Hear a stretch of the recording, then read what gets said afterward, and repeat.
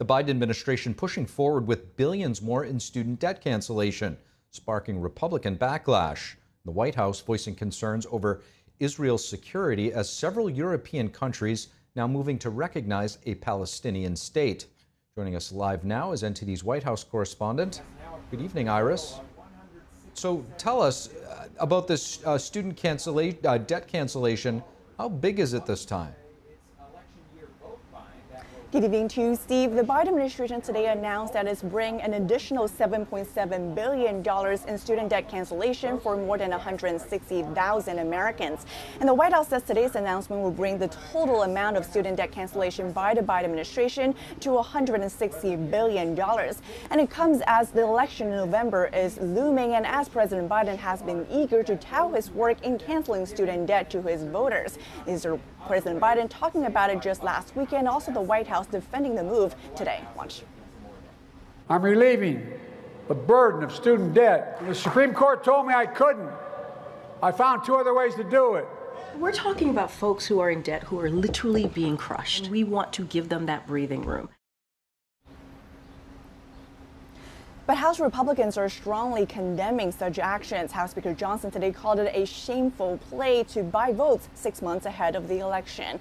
Meanwhile, the White House is accusing Republicans of getting in the way of helping the administration bring relief to Americans. Steve.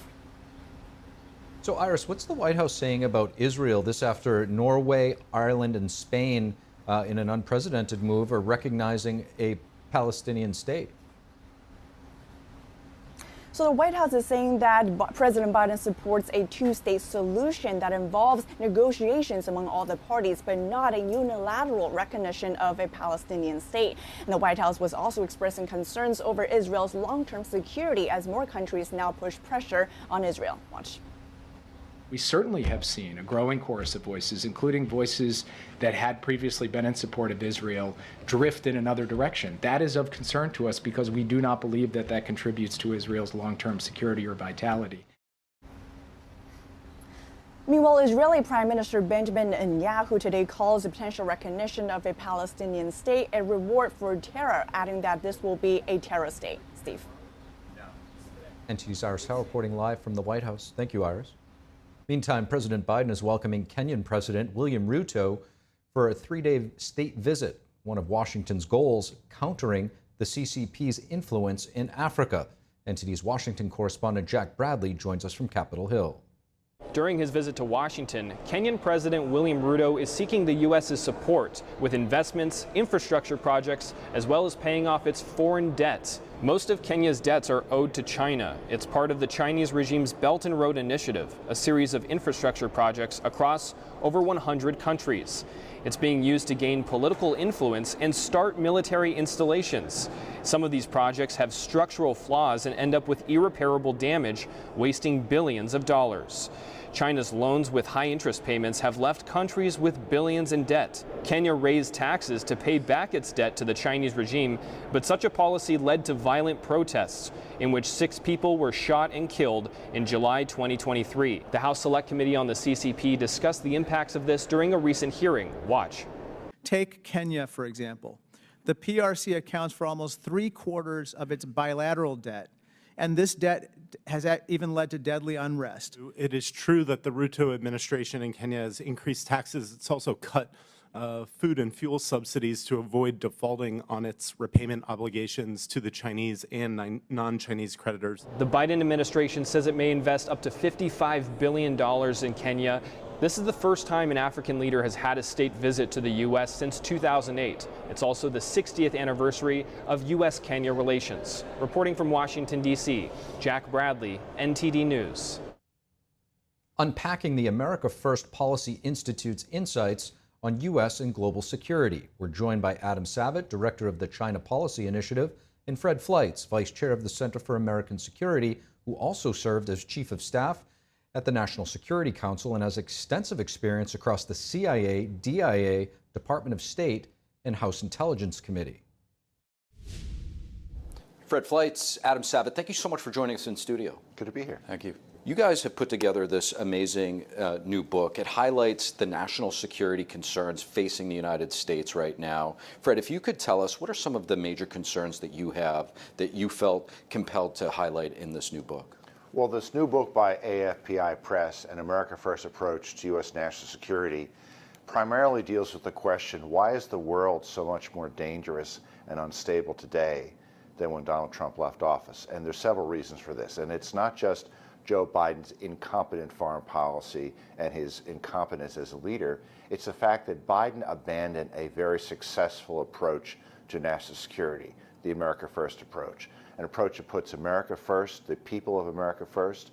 It requires a strong and decisive American president, the decisive use of military force, but using it carefully so we keep our country out of unnecessary wars, and defending alliances, working in alliances, but making sure that alliance members carry their weight.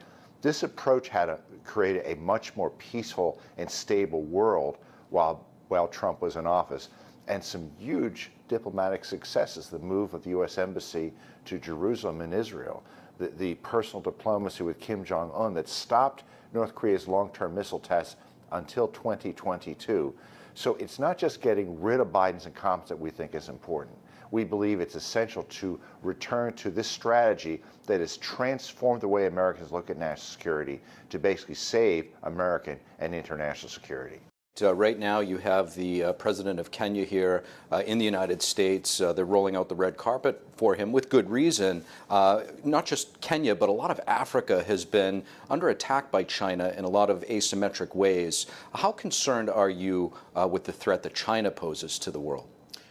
Very concerned. Well, I wouldn't say they've been under threat by China. They've been sort of given sugary treats by China in the form of infrastructure and other investments through their Belt and Road Initiative, which is a strategic move by China in the global south, or the third world, however you wish to frame it, and one that we need to combat. But yes, overall, China is a massive strategic threat.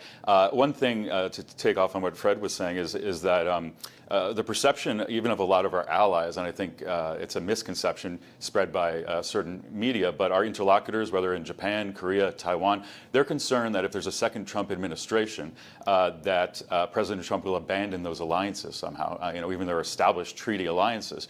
But that's absolutely not true. We like to say America first is not America alone. We value those alliances. Taiwan, we're committed under the terms of the Taiwan Relations Act to providing them with the means to defend themselves. That includes expediting the billions of dollars in arms that they've already paid for, which we've not been able to deliver. Part of that is because some have been diverted to Ukraine. Others, we simply lack the military-industrial means to supply ourselves, let alone Taiwan. But we support them. We support our top, most strategic treaty ally, Japan, who is taking more responsibility for their own defense, and that is an ideal America First ally. They're upping their defense spending from 1% to 2% of their GDP. They're beefing out their Air Force and their Navy, and they're acquiring standoff weapons, missiles that could hit mainland China if they were to come under attack. But our America First China policy, we like to distinguish in the sense that concerns that used to be considered economic, questions of trade and tariffing, as well as questions that used to be considered domestic, let's say fortifying our land and our infrastructure from CCP acquisitions, we consider those central to the question of national security. Fred, as a former chief of staff at the National Security Council, I'm really curious how you, looking through your lens at that time, if it were to happen, the downing of the helicopter, the Iranian president on board, dying in that crash. How were you perceiving this? And also with China's leaders referring to the late now Abraham Raisi as a good friend, how does this reflect on China's relationship with Iran?